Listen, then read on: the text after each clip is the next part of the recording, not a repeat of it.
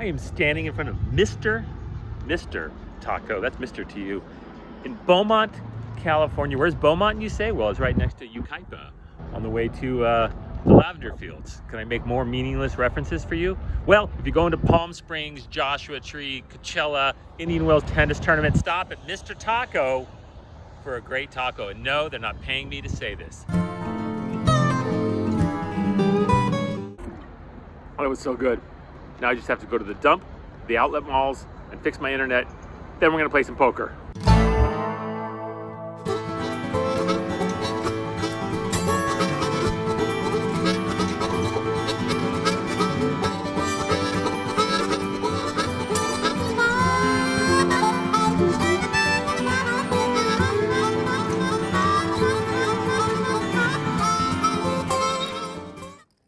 I sit down, I'm in for $300, and I pick up King 10 of spades, my very first hand. Of course, on the way there, I gave myself a pep talk. I said, you're not going to do anything stupid for an hour. You're going to settle in, see who's doing what, who's playing tight, who's... Nope.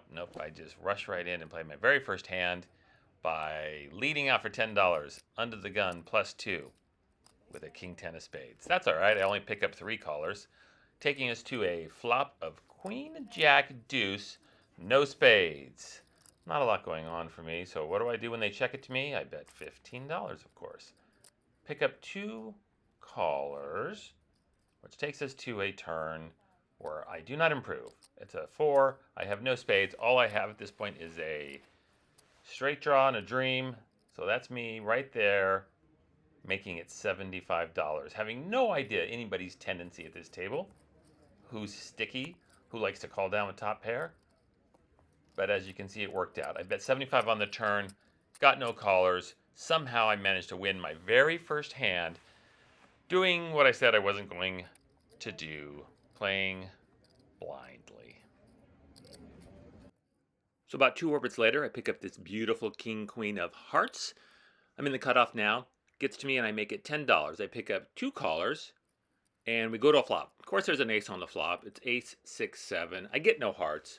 So when it's checked to me, I decide to actually check this one back in case somebody is slow playing their raggedy ace. Turn brings a 10, so there's really no help for me except for my inside straight draw. And when they check it to me, I decide I got to take a stab at it. So I go with a $25 wager. They get out of the way, and I take down this tiny little pot. Man, how beautiful is an 8-9 of diamonds? I mean, it looks better than it is, but it's still fine. Anyway, it is. I'm in the cutoff, I believe is the word I'm looking for. I'm in the cutoff.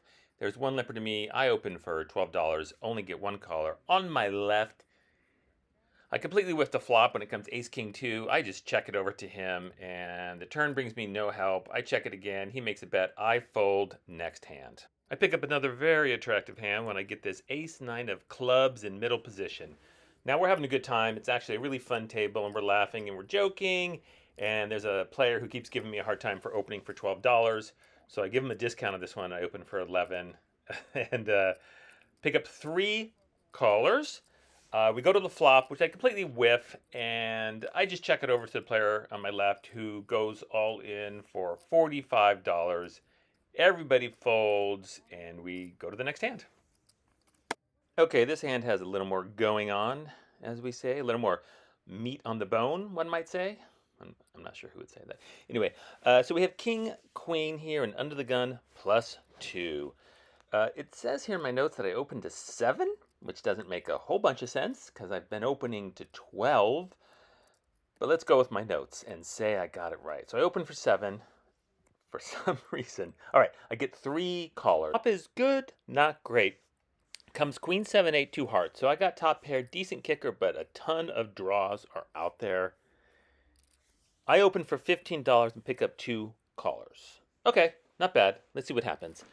Turns at 10. I do not like this card. A lot of straights get there. The Jack 9 gets there for a straight. The 6-9 a lot less likely, but still, it gets there. When both players check to me, I still feel like I need to bet, both for value and, as they say, for protection. So I bet $40, and both players call once again, taking us to the river, which pairs my queen. Now, a lot of people see this queen on the river and they get excited. Great, now I've got 3 of a kind. But the truth is, if I was already winning, I'm still winning, and if I was already losing, I'm still losing. The straight still beats me, and if someone has a queen 10, which is very possible, and they've been sandbagging me, the queen 10 still beats me, the queen 8 still beats me. But when both players check to me, I decide I'm going to go for thin value, and I do once again bet $40. Both players fold, take down a really nice $175 pot. I pick up pocket tens. I open for $10, get 17 or 18 callers. Somebody in the late position goes all in for $200, and I fold. I pick up pocket eights. I open for $8, get 17 or 18 callers. Then someone in late position makes it $200, and I fold. This is a very fun hand. I've got Jack, 8 of clubs, under the gun +2, which seems to be the only position I played hands from in this session for some reason. I open for $10. I get 3 callers, and I get a king, queen, 8 flop with 2 clubs. So, bottom pair, drawing to a pretty solid flush now that the king and the queen are out there. So I open for $15, and I get 2 callers. Turns to 3, no club. I check. Player on my left, he bets 20. This player is a guy I know. We gave each other the poker room nod when he got there, as in, I know you, you know me, everything's cool. Now, he's a good thinking player, and he bets $20 into me. Now, at this point, I'm pretty sure he has something. He's got a chunk of it. Probably a king, maybe a queen, but probably a king. I feel like my hand is very much alive. I feel like a jack, an 8 giving me 2 pair, or any club is really going to give me the winner, and I can hopefully get big value if and when I hit. So I call. There's still 3 of us in the pot, and the river does in fact bring the 7 of clubs. What to do, what to do. You got there. Now how do you play it? Well, I'm very confident that this player, he's going to check down his top pair once that club hits the river. So if I want money in the pot, I'm going to have to be the one who puts it there. So I lead out for $45. Looking for some value here, hoping that a second pair, top pickers, hopefully somebody's going to call me, but they don't. I have to settle for the very nice $175 pot that gets pushed my way.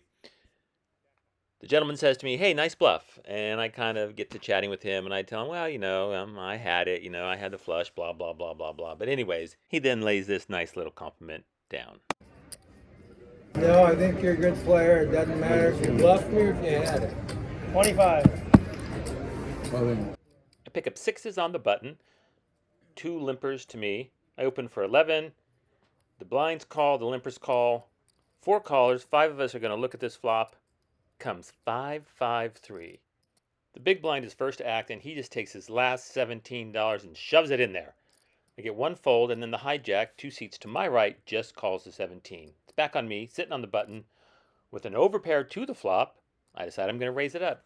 Isolate the all-in player. I make it 40. Well, it gets back around to the hijack, who then decides he's going to re-raise me. He puts it up to a 90. This is a 5 for sure. He check raises me with a little tiny all-in player in there, and I do not fall for this nonsense. I chuck my 6s overpair in. They're both all in, so they turn over their hands, and sure enough, the hijack had a 5. He had king 5. So he takes down this pot, including my $40. Nice hand, sir. Very nice hand. And the very next hand brings me 4s in the cutoff. We have a couple of limpers. I open for 11 again, pick up 3 callers again, but this time see a much improved flop when it comes 4, 6, 8, 2 clubs. Well, I don't really know how to defend this play, but early position bets 15. 2 people call, and then I just call, and I just don't know why. Let's move on. Turn brings a jack. They all check. This time I bet 75, but of course, get no callers. I just got to be happy that I won the pot, that a straight or flush didn't get there and ruin my set. So it's a oddly played hand. Perhaps all worked out for the best in the end. I mean, the best for me.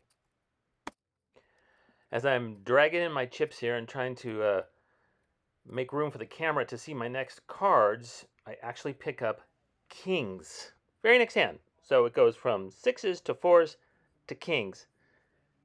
Under the gun opens for 15, It's folded to me, and I make it 50 to go. Finally, a nice, big, normal 3-bet from Marty. Player on my left actually throws over ace-6 of hearts, exposing it. Everybody's like, what? Why wouldn't you call?